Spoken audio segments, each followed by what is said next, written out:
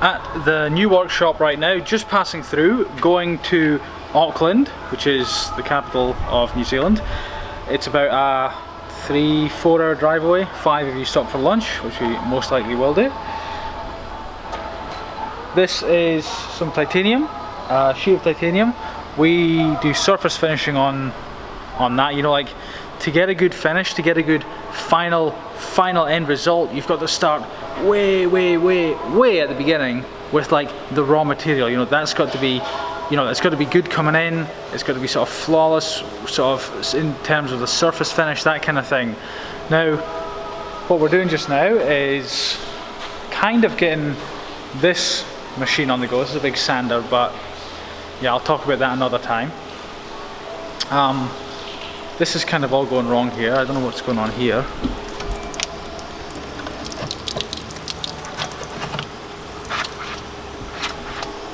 That pump actually, that's a pump from like a jacuzzi hot pool. I'll go over it in another video. I've mentioned it in a previous video, but I can't remember which of the 300 videos it was, so I can't direct you to it unfortunately. But we use those pumps, or that pump, for emptying the garnet, which is the sand in the water jet cutter that does the cutting. Right now, with the water jet cutter, we are cutting blanks for the cheese slicer. We're doing cheese slicer and vegetable peeler. That is part of a project my machinist did. So I do projects, I launch them on Kickstarter, my machinist has also started doing them, and so he does the machining side of things and I'm cutting the blanks. So we got 900 vegetable peelers and 400 cheese slicers to do, which is a lot. So that's sort of the next couple of weeks, all day, every day, cutting there.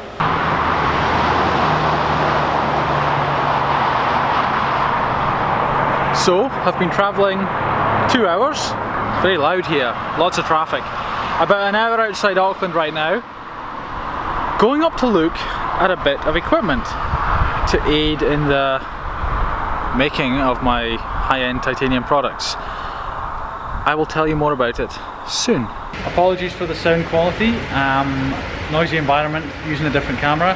At Scott's Machinery right now, looking at these machines here, the King Rich machines. This is the 5000 model, this is the 3500 conversational mill. This is the one I'm thinking about getting. I'll see if I can get you a better video of it. So this is why I came up here to look at these. I'm just giving you a quick preview of that.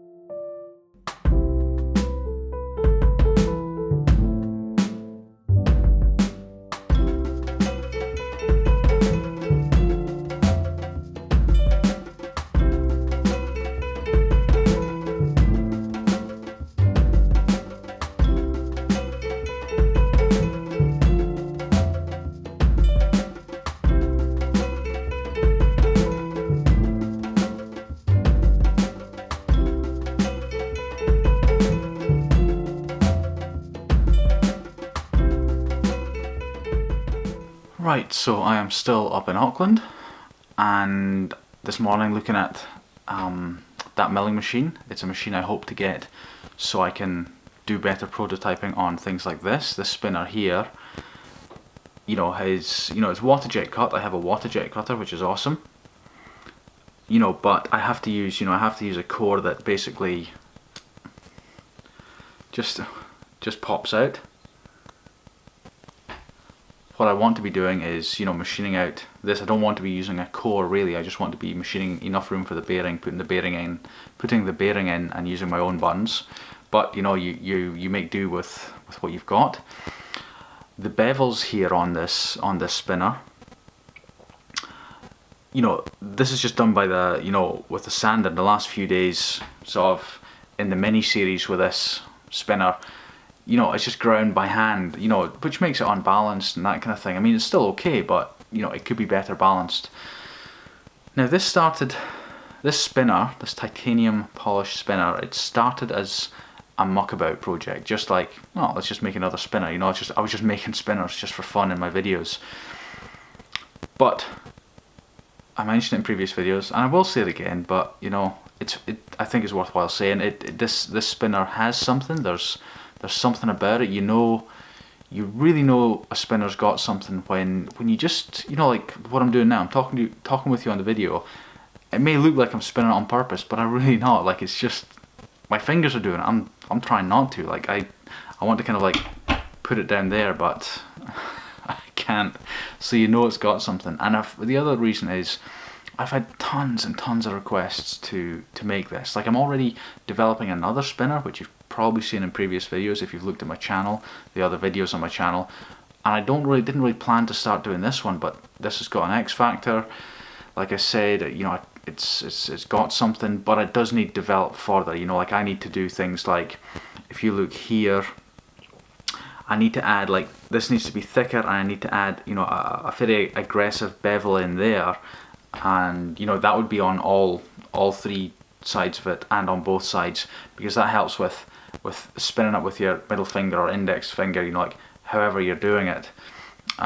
Because, like, I see lots of people making spinners, and yes, they look cool, but I know from experience that it's not going to be nice on your finger for spinning it in certain ways, even though it looks cool. So that's, like, my thing is always like, function is first and foremost, and once you've got that down, sort of in terms of the design, then you can make it kind of look good. But there's no way I would make something that looks good if it doesn't function well, if it doesn't feel good. So, like, I'm all about, like, the performance of the spinner, not the performance in terms of speed or spin time, nothing like that. I just mean performance in terms of fidgetability, being able to go like that, or positioning your finger like that and just being able to start, stop, start, stop, start, stop. Like see how repeatable that is. Repeatability is a big thing.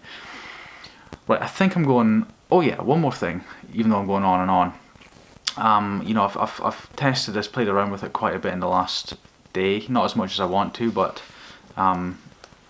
enough to know that I will develop it further. So, don't know any prices yet. I anticipate getting loads of questions about how much is it going to cost and when's it going to be available. When is it available? I don't know. Like, I've got this other spinner that I'm doing, which should be prototyped in the next 2 weeks, hopefully next week maybe. This one, I don't know. We'll have to see. In terms of price, no idea. Won't know until I have it CNC machined and sort of get the first prototype. Then I'll know. That's me done. I will of course leave you with a quote. It is by Winston Churchill, and he said, "All men make mistakes, but only wise men learn from their mistakes."